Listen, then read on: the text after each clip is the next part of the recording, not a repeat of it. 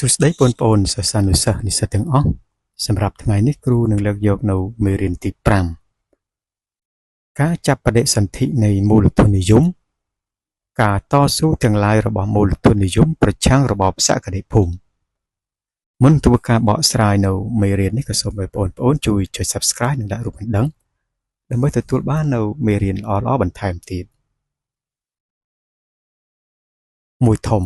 ការចាប់បដិសន្ធិនៃមូលធននិយមនៅអឺរ៉ុបមួយតូច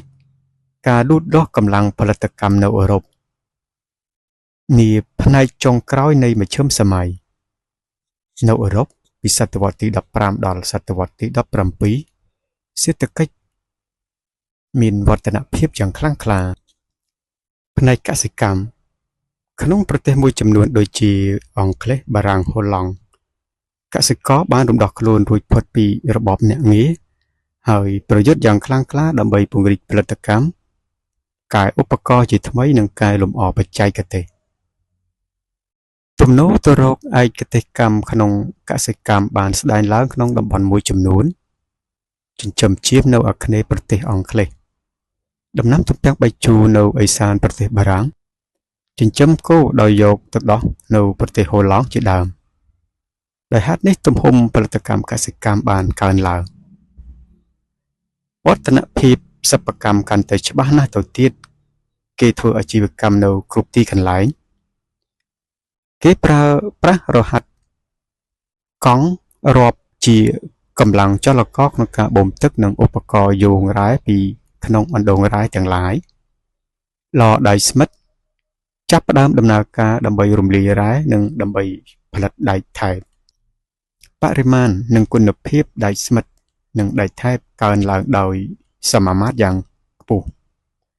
ក្នុងតម្បាញគេបានកែលម្អកៃត្បាញម៉ាស៊ីនធ្វើខ្សែបច្ចេកទេសដាក់ពណ៌របបកំពើញការបោះពុម្ពដោយគុតតង់ប៊ែជនអាល្លឺម៉ង់នៅរវាងពាក់កណ្ដាលសតវត្សទី16និងទង្វើក្រដាសដោយរូបធាតុដើមថ្លៃថោកនាំបណ្ដាលឲ្យមានការបោះពុម្ពជាសិភៅគេបានបង្កើតនាឡិកាប៉ូលដែលជាម៉ាស៊ីនស្វ័យប្រវត្តិដំបូងបង្អស់ផ្នែកសំណង់នាវាគេបានសាងទូកក្ដោងដែលមានល្បឿនលឿនជាងទូកសម័យមុនបច្ចេកទេសយោធាមានការលូតលាស់លឿនជាបង្គូទង្វើកាំភ្លើងធំកាំភ្លើងម៉ូស្គឺតុងក្របបែកបាញ់ពីដៃស្មិតនិងទង្វើរំសេវកើនឡើងពីមួយថ្ងៃទៅមួយថ្ងៃក្នុងសិប្បកម្មសមាគមរោងជាងតូចកាន់តែរលុបរលាយទៅបន្តិចម្ដងដោយសារសហគ្រាសដែលប្រើប្រាស់សិប្បករច្រើនត្រូវបានកើតជារូបរាងឡើងក្រៅពីផ្សារក្នុងតំបន់និងក្នុងប្រទេសឈ្មួញអឺរ៉ុបពង្រីកសកម្មភាពរបស់គេទៅរកទីផ្សារសកលលោកទៀតពាណិជ្ជកម្មជាមួយបូព៌ាបណ្ដូលទាំងឡាយធ្វើឡើងសម្ដៅទៅអារណកម្មទំនិញប្រណិតដូចជាកំណាត់សូត្រគ្រឿងទេសទឹកអប់ភ្លុកដំរីគុជជាដើមក្លាយជាការចាំបាច់សម្រាប់ពួកអភិជននិងពួកអ្នកកាន់អំណាចធំនៅបស្ចិមជាមួយនឹងប្រធានសហគ្រាសនៅអឺរ៉ុបនៅមានតម្រូវការមួយទៀតដែលមានតែបូព៌ាទេទើបអាចបំពេញបាននោះគឺមាសនិងប្រាក់ដែលចាំបាច់សម្រាប់ពង្រីកផលិតកម្មនិងសហគ្រាស2ចលនារបបភូមិសាស្ត្រនិងបណ្ដើមអាណានិគមនិយមនាចុងសតវត្សទី15ដោយសារតម្រូវការពាណិជ្ជកម្មរវាងបស្ចិមនិងបូព៌ារបបភូមិសាស្ត្រមួយចំនួនធំបានចាប់ដំណើរការចេញពីទ្វីបអឺរ៉ុបឆ្ពោះទៅអាស៊ីអាហ្វ្រិកនិងអាមេរិកផ្លូវជាតិអឺរ៉ុបមកអាស៊ីកាត់តាមសមុទ្រមេឌីទែរ៉ាណេខាងកើតនិងអាស៊ីកណ្ដាលត្រូវគាំងដោយសារការឡោមព័ទ្ធរបស់ចក្រភពអូតូម៉ង់អ្នករុករកបស្ចិមប្រទេសត្រូវរុករកផ្លូវសមុទ្រថ្មីមួយទៀតឆ្ពោះទៅប្រទេសឥណ្ឌាដោយធ្វើដំណើរវងតាមឆ្នេរទ្វីបអាហ្វ្រិកឬដោយឆ្លងកាត់មហាសមុទ្រអាត្លង់តិកដើម្បីទៅបូព៌ាដោយសារការរីកចម្រើននៃបច្ចេកទេសសមុទ្រសំណង់កប៉ាល់សមុទ្រធំនិមិត្តកម្មត្រីវិស័យនិងបច្ចេកទេសយោធាទង្វើកាំភ្លើងធំកាំភ្លើងម៉ូស្គឺតុង នាវិកប៉ូទុយហ្គាល់បានរកឃើញផ្លូវទៅប្រទេសឥណ្ឌាដោយធ្វើដំណើរតាមបណ្ដោយឆ្នេរសមុទ្រអាហ្វ្រិកឆ្នាំ1498ក្បួននាវាមួយដែលមានសម្ពៅប៉ូទុយហ្គាល់4ក្រោមបញ្ជាការរបស់វ៉ាស្កូដឺកាម៉ាបានចូលដល់ប្រទេសឥណ្ឌាប៉ុន្មានឆ្នាំមុននេះគឺនៅឆ្នាំ1492នាវិកអ៊ីតាលី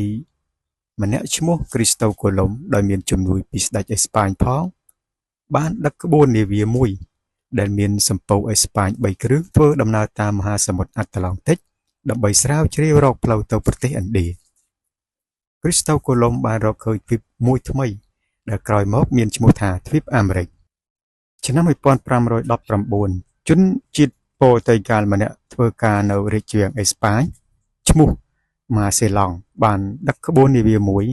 ដែលមានសម្ពៅសមុទ្រអេស្ប៉ាញ5គ្រឿងធ្វើដំណើរជុំវិញពិភពលោកជាលើកដំបូងបង្អស់ពីឆ្នាំ1519ដល់ឆ្នាំ1522របបរបបភូមិសាស្ត្រដំបូងទាំងអស់នេះកំណត់បណ្ដើមនៃចលនានិគមកម្មនិងការឆក់ប្លន់របស់ពួកអាណានិគមនិយមអឺរ៉ុបទៅលើប្រទេសទាំងឡាយនៅអាស៊ីអាហ្វ្រិកនិងអាមេរិកពួកអាណានិគមនិយមប៉ូទុយហ្គាល់បង្កើតទីភ្នាក់ងារពាណិជ្ជកម្មនៅតាមបណ្ដោយឆ្នេរសមុទ្រអាហ្វ្រិកនៅប្រទេសឥណ្ឌានិងនៅអាស៊ីអាគ្នេយ៍ឈានចេញពីមូលដ្ឋានទាំងនេះពួកនេះចាប់ផ្ដើមធ្វើពាណិជ្ជកម្មវិសាមភាពមួយជាមួយប្រទេសទាំងនៅអាស៊ីនិងអាហ្វ្រិកនិងធ្វើការកេងប្រវ័ញ្ចឆក់ប្លន់ប្រទេសទាំងនោះពួកអាណានិគមនិយមអេស្ប៉ាញប្លន់ទ្វីបអាមេរិកយ៉ាងសាហាវពួកនេះបំផ្លាញប្រាសាទវិហារនិងសម្លាប់ជនស្បែកក្រហមដែលជាប្រជាជនដើមនៃទ្វីបអាមេរិកដោយខ្វះហត្ថពលសម្រាប់ធ្វើអាជីវកម្មរ៉ែនិងកសិកម្មនៅអាមេរិកពួកអាណានិគមនិយមអេស្ប៉ាញបានអនុវត្តចាប់ជនជាតិស្បែកខ្មៅនៅអាហ្វ្រិកដើម្បីនាំយកទៅទ្វីបអាមេរិកប្រើជាទីសកលរៀងរាល់ឆ្នាំកប៉ាល់ប៉ូទុយហ្គាល់និងអេស្ប៉ាញផ្ទុកពេញដោយមាសប្រាក់និងធនធានគ្រប់មុខដែលប្លន់បាននៅដែនអាណានិគមទាំងឡាយនាំយកមកអឺរ៉ុប3បណ្ដុំមូលធនដើមនិងការចាប់បដិសន្ធិនៃវណ្ណៈខបតីនិងវណ្ណៈកម្មករ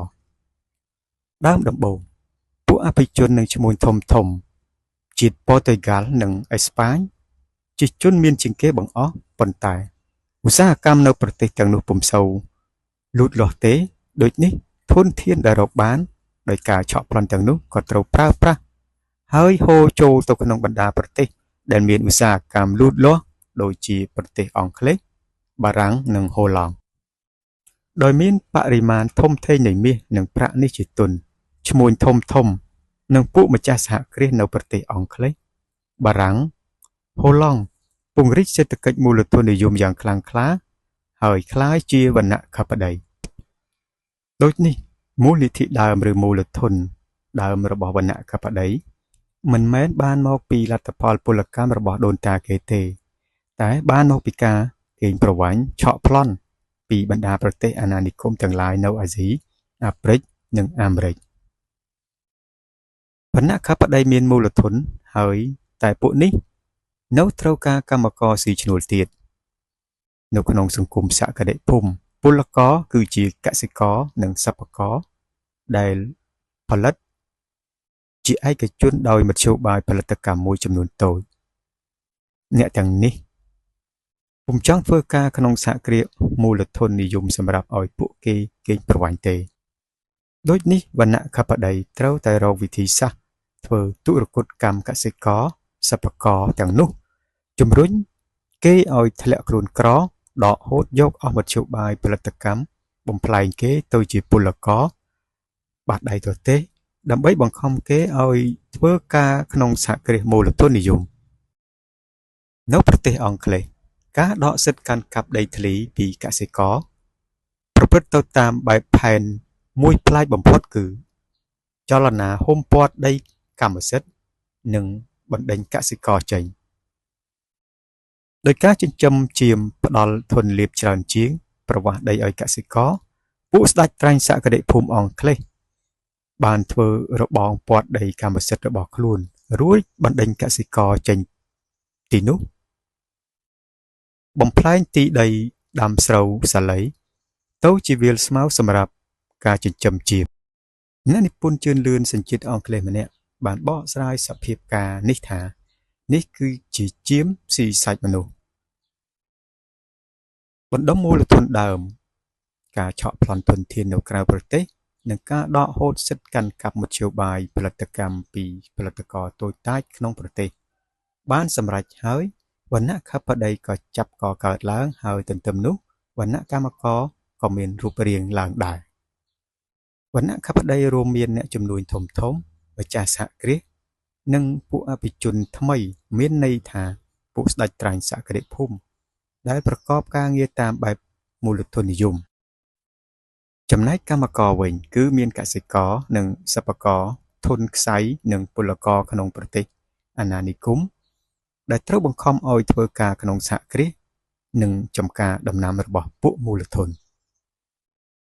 4. សកម្មភាពសេដ្ឋកិច្ចមូលធននិយមដំបូងនៅអឺរ៉ុបក្នុងសម័យកាលកណ្ដាលនៃមជ្ឈិមសម័យសកម្មភាពសេដ្ឋកិច្ចមូលធននិយមនៅសតវត្សទី16និងទី17តាំងដោយកម្មនសាលចម្ការដំណាំនិងសមាគមពាណិជ្ជកម្មកម្មនសាលគឺជាសហគ្រាសមូលធននិយមដែលនៅក្នុងនោះ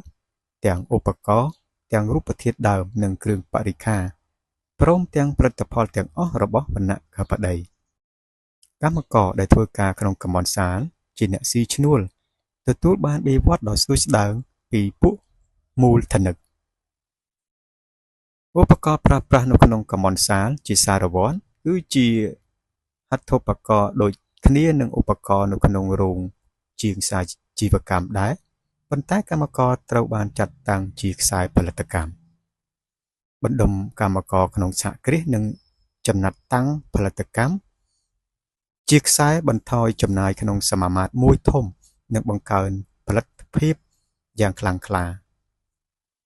ដោយហេតុនេះវណ្ណៈខបតីប្រមូលចំណេញបានយ៉ាងសម្បើមហើយប្រជែង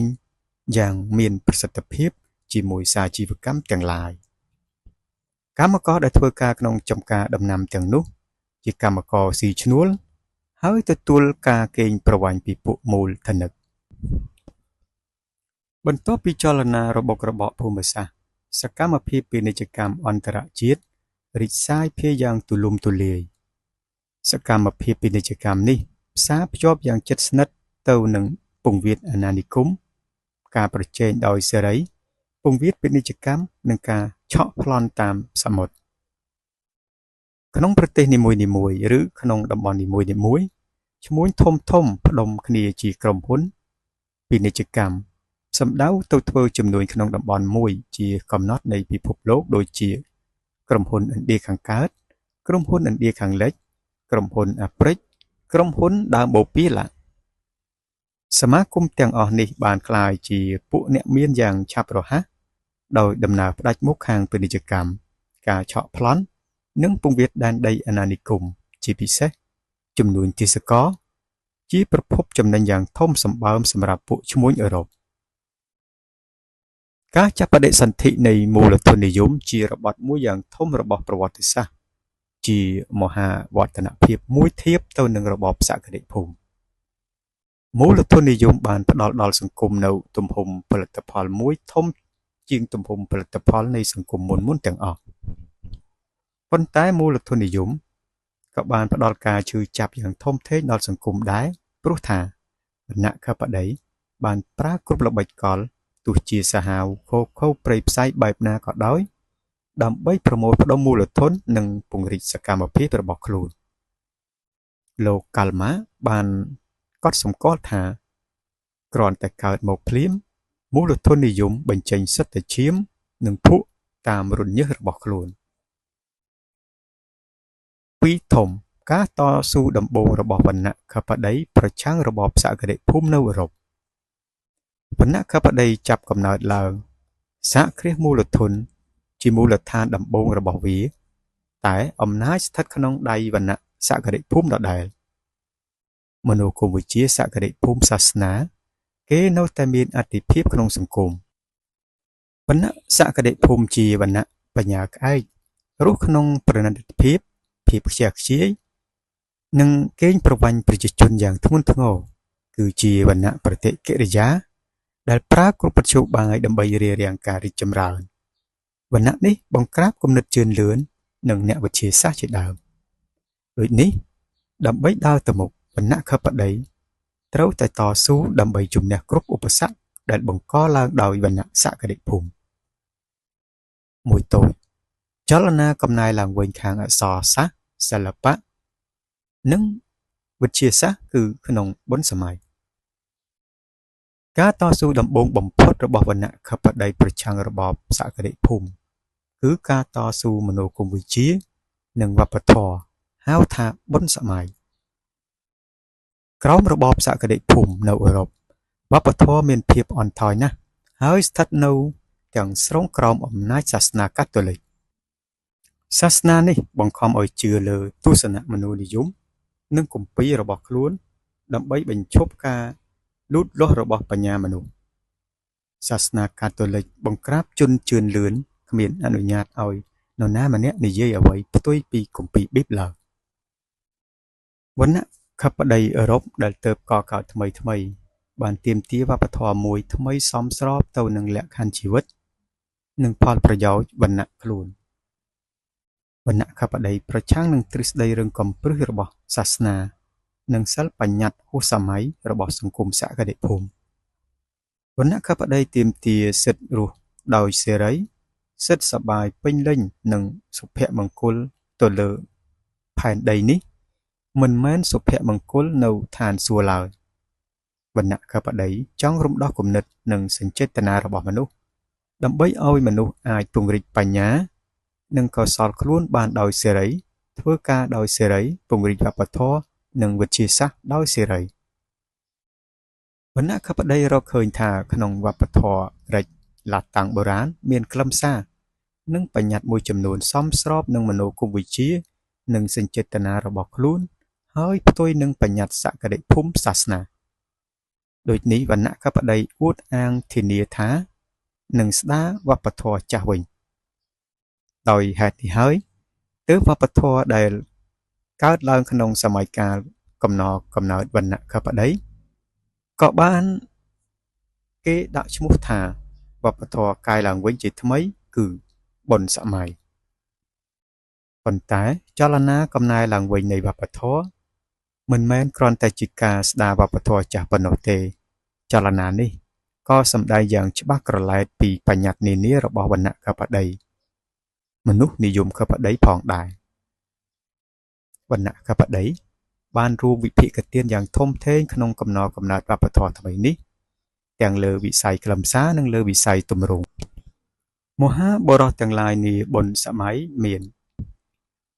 មហាសិល្បករនិងអ្នកវិទ្យាសាស្ត្រដ៏ល្បីល្បាញលេអូណាល់ដឺវ៉ាងស៊ីជនជាតិអ៊ីតាលីមហាវិទូនិងជាអ្នកនិពន្ធដ៏ឆ្នើមរ៉ាប៊ឺលេជនជាតិបារាំងអ្នកនិពន្ធប្រឡោមលោកនិងអ្នកនិពន្ធចំអកសៀវ៉ង់ជនជាតិអេស្ប៉ាញអ្នកនិពន្ធរឿងល្ខោនដ៏ល្បីល្បាញ Shakespeare ជនជាតិអង់គ្លេសឡា2ចលនាកំណែទម្រង់នៅសម័យកាលចុងក្រោយនៃមជ្ឈិមសម័យសាសនាកាតូលិកមាននីតិសកម្មក្នុងការការពាររបបសក្តិភូមិនិងក្នុងការទប់ទល់នឹងការលូតលាស់របស់វណ្ណៈខបតីដូចនេះវណ្ណៈខបតីបានបញ្ឆេះចលនាកំណែទម្រង់សាសនាយ៉ាងទូលំទូលាយក្នុងចំណោមមហាជនសម្ដៅប្រឆាំងសាសនាកាតូលិកកំណែទម្រង់នេះផ្ទុះឡើងដំបូងបង្អស់នៅប្រទេសអាល្លឺម៉ង់ដឹកនាំដោយសង្ឃរាជឈ្មោះលុយតែពីឆ្នាំ1483ដល់ឆ្នាំ1546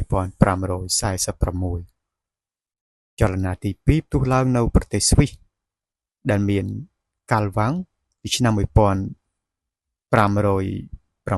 ដល់1564ជាអ្នកផ្ដើមគំនិត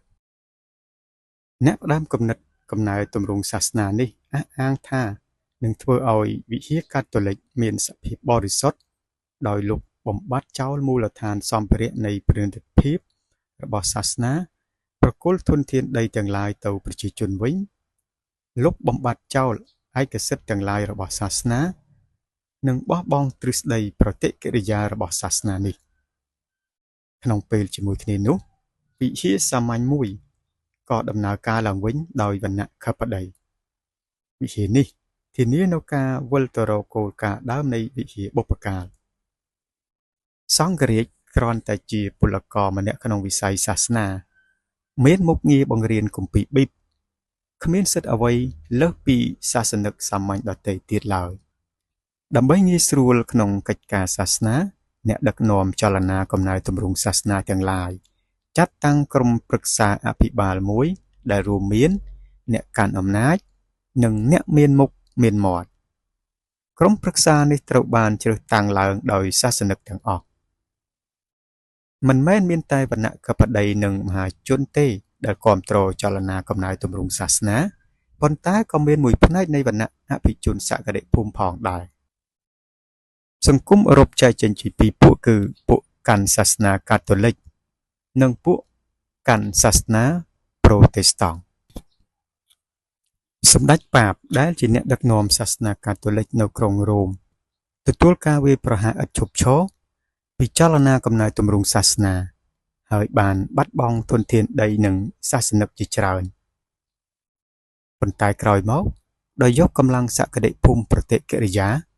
នៅបណ្ដារដ្ឋសក្តិភូមិនៅអាល្លឺម៉ង់បារាំងនិងអេស្ប៉ាញជាមូលដ្ឋានបង្អែកសាសនាកាតូលិកក៏បានវាយបកមកវិញសាសនាកាតូលិកចាត់តាំងសហធម្មាចារ្យវិយេស៊ូមួយបង្កើតតុលាការសាសនាដែលគេហៅថាតុលាការភ្លើងព្រោះថាការវិនិច្ឆ័យរបស់តុលាការនេះគ្មានអ្វីក្រៅពីទារុណកម្មដោយដុតទាំងរស់ទេដើម្បីបង្ក្រាបពួកអ្នកប្រឆាំងអាស្រ័យហេតុនេះសាសនាកាតូលិកអាចមានអធិភាពនៅទីកន្លែងមួយចំនួនមួយគឺអ្នកប្រព្រឹត្តធម៌ត្រូវគ្នា3កុបកម្មអាវុធនៅអាល្លឺម៉ង់និងហូឡង់ចលនាកំណែទម្រង់សាសនាបង្កការរំជើបរំជួលខ្លាំងក្លាក្នុងសង្គមសក្តិភូមិអឺរ៉ុបដោយឡែកចលនានេះនាំបណ្ដាលឲ្យមានមហាកុបកម្មអាវុធនៅប្រទេសអាល្លឺម៉ង់និងហូឡង់យុទ្ធនាការដឹកនាំដោយលុយទែដើម្បីអនុវត្តកំណែទម្រង់សាសនានៅប្រទេសអាល្លឺម៉ង់ពុំមែនមានការចូលរួមតែពីវណ្ណៈកបតីនិងវណ្ណៈអភិជនតែប៉ុណ្ណោះទេគឺមានការចូលរួមពីមហាជនទូលំទូលាយនៃប្រជាកសិករផងដែរក្នុងចក្រភពសក្តិភូមិអាល្លឺម៉ង់ផ្នែកធំនៃកសិករស្ថិតក្នុងរបបអ្នកងារនៅឡើយរងការកេងប្រវ័ញ្ចយ៉ាងធ្ងន់ធ្ងរពីពួកស្ដេចត្រាញ់សក្តិភូមិនិងសាសនាកាតូលិកមិនស្ងប់ចិត្តនឹងកំណែទម្រង់សាសនាតាមរូបភាពតូចរបស់លុយទែកសិករទាំងឡាយចាប់អាវុធហើយវាយប្រហារទៅលើអគារសាសនានិងវិមានរបស់ពួកស្ដេចត្រាញ់សក្តិភូមិបណ្ដាការប្រយុទ្ធដ៏ធំរបស់កសិករអាល្លឺម៉ង់បានរាលដាលលើភាគធំនៃដែនដីអាល្លឺម៉ង់អស់រយៈពេល2ឆ្នាំពីឆ្នាំ1524ដល់ឆ្នាំ1525មគ្គុទ្ទេសក៍ដ៏ឆ្នើមម្នាក់នៃចលនានេះគឺតូម៉ាមុនសែ1493ដល់1525លោកបានអំពាវនាវកសិករឲ្យបះបោរឡើងផ្ដួលរំលំពួកជិះជាន់និងពួកកេងប្រវ័ញ្ចលោកស្រមៃចង់បានសង្គមមួយពោពេញដោយសមភាពដែលនៅក្នុងនោះធនធានទាំងអស់ជាកម្មសិទ្ធិរបស់សង្គមទាំងមូលពីដំបូងចលនានេះទទួលបានជោគជ័យមួយចំនួនតែក្រោយមកពួកស្ដេចត្រាញ់សក្តិភូមិនិងពួកអ្នកបួសបានប្រមូលផ្ដុំកម្លាំងគ្នាហើយអនុវត្តគ្រប់ល្បិចកលសម្ដៅបង្ក្រាបចលនារបស់កសិករនៅទីបំផុតចលនាកុបកម្មរបស់កសិករត្រូវលិចលង់ក្នុងសមុទ្រឈាមចលនាកំណែទម្រង់សាសនាដឹកនាំដោយកាល់វ៉ាងនៅប្រទេសស្វីសត្រូវបានផ្សព្វផ្សាយក្រោយចូលទៅក្នុងរដ្ឋសក្តិភូមិទាំងឡាយដែលមានទំនាក់ទំនងផលិតកម្មមូលធនលូតលាស់ដូចជាប្រទេសហូឡង់ជាដើមនៅដើមសតវត្សទី16រដ្ឋនេះ ជាដែនដីអាណានិគមមួយរបស់រាជាណាចក្រអេស្ប៉ាញនៅពេលដែលអេស្ប៉ាញនៅជារដ្ឋសក្តិភូមិនិងជាកំពែងប្រតិកិរិយារបស់សាសនាកាតូលិកនៅឡើយប្រទេសហូឡង់បានក្លាយជារដ្ឋមួយមានពាណិជ្ជកម្មរីកចម្រើនរួចទៅហើយវណ្ណៈខបតីក្តាប់អំណាចនៅក្នុងទីក្រុងស្វយ័តនានាមាននិន្នាការខាងកំណែទម្រង់សាសនារបស់កាល់វាងអភិបាលអាណានិគមអេស្ប៉ាញបានយកពន្ធដារធ្ងន់ធ្ងរបង្ក្រាបសាវករបស់កំណែទម្រង់សាសនានិងកំណត់សិទ្ធិស្វ័យភាពរបស់ទីក្រុងហូឡង់ទាំងឡាយនៅឆ្នាំ1566ក្រោមការដឹកនាំរបស់វណ្ណៈខបតីមហាកុប្បកម្មមួយផ្ទុះឡើងដោយមានការចូលរួមរបស់មហាជនប្រជាជនហូឡង់ស្ដេចអេស្ប៉ាញធ្វើការបង្ក្រាបយ៉ាងឃោរឃៅដោយអាវុធទីក្រុងរុងរឿងជាច្រើនត្រូវទទួលការឆក់ប្លន់និងបំផ្លិចបំផ្លាញប្រជាជនរាប់ពាន់នាក់ត្រូវរងការកាប់សម្លាប់ប្រជាជនហូឡង់ចាត់តាំងជាកងឆ្មក់ដើម្បីបង្ក្រាបកងទ័ពអេស្ប៉ាញនៅឆ្នាំ1577រដ្ឋាភិបាលបដិវត្តន៍មួយបានចាប់កំណើតឡើងហើយទទួលខុសត្រូវក្នុងការដឹកនាំសង្គ្រាមតស៊ូនៅឆ្នាំ1609រដ្ឋាភិបាលអេស្ប៉ាញបង្ខំចិត្តចុះហត្ថលេខាលើសន្ធិសញ្ញាបញ្ចប់សង្គ្រាមហើយទទួលឯករាជ្យប្រទេសហូឡង់បដិវត្តន៍ហូឡង់ជាបដិវត្តន៍រំដោះជាតិគឺជាបដិវត្តន៍ខបតីដំបូងបង្អស់នៅអឺរ៉ុបបដិវត្តន៍នេះមានអត្ថន័យជឿនលឿនគឺជាប្រជាជាតិទីមួយដែលបានកាច់បំបាក់ច្រវាក់របបសក្តិភូមិហើយកសាងរបបមូលធននិយមដែលជារបបសង្គមមួយឈានមុខនៃយុគសម័យនោះ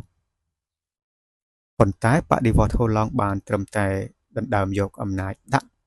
ទៅក្នុងដៃរបស់វណ្ណៈខបតីដែលបើកឡើងមាគ៌ាអភិវឌ្ឍខ្លាំងក្លាឲ្យដល់សេដ្ឋកិច្ចមូលធននិយមតែប៉ុណ្ណោះចំណែកមហាជនប្រជាជនវិញពុំមានសិទ្ធិផ្នែកនយោបាយនិងសេដ្ឋកិច្ចបន្តិចណាទាល់តែសោះលទ្ធផលដែលមហាជនប្រជាជនបានទទួលគឺការឆ្លងពីការកេងប្រវ័ញ្ចសក្តិភូមិទៅរកការកេងប្រវ័ញ្ចមូលធននិយមសំណួរ1តើបណ្ដុំមូលធនដើមនៅអឺរ៉ុបបានប្រព្រឹត្តទៅយ៉ាងដូចម្ដេចតើវណ្ណៈខបតីនិងវណ្ណៈកម្មករអឺរ៉ុបចាប់បដិសន្ធិបែបណា2តើសកម្មភាពសេដ្ឋកិច្ចមូលធននិយមនៅសម័យកាលចុងក្រោយនៃមជ្ឈិមសម័យយ៉ាងណាខ្លះសកម្មភាពទាំងនេះលើសសកម្មភាពទាំងឡាយនៃរបបសក្តិភូមិផ្នែកវិស័យណាខ្លះ3ហេតុអ្វីបានជាការតស៊ូដំបូងដឹកនាំដោយវណ្ណៈខបតីប្រឆាំងនឹងរបបសក្តិភូមិប្រព្រឹត្តទៅក្រោមរូបភាពជាចលនាកំណែថ្មីឡើងវិញខាងអក្សរសិល្ប៍សិល្បៈនិងវិទ្យាសាស្ត្រដែលគេហៅថាបុណ្យសម័យនិងក្រោមរូបភាពជាចលនាកំណែទម្រង់សាសនាតើវណ្ណៈខបតីទទួលបានលទ្ធផលអ្វីខ្លះពីការតស៊ូទាំងនេះ4សង្គ្រាមកសិករនៅអាល្លឺម៉ង់និងបដិវត្តន៍ខបតីនៅហូឡង់ផ្ទុះឡើងក្នុងកលៈទេសៈបែបណាខ្លះហើយប្រព្រឹត្តទៅដូចម្ដេចខ្លះចូលនិយាយពីលក្ខណៈនិងអត្ថន័យប្រវត្តិសាស្ត្ររបស់សង្គ្រាមនិងបដិវត្តន៍នេះ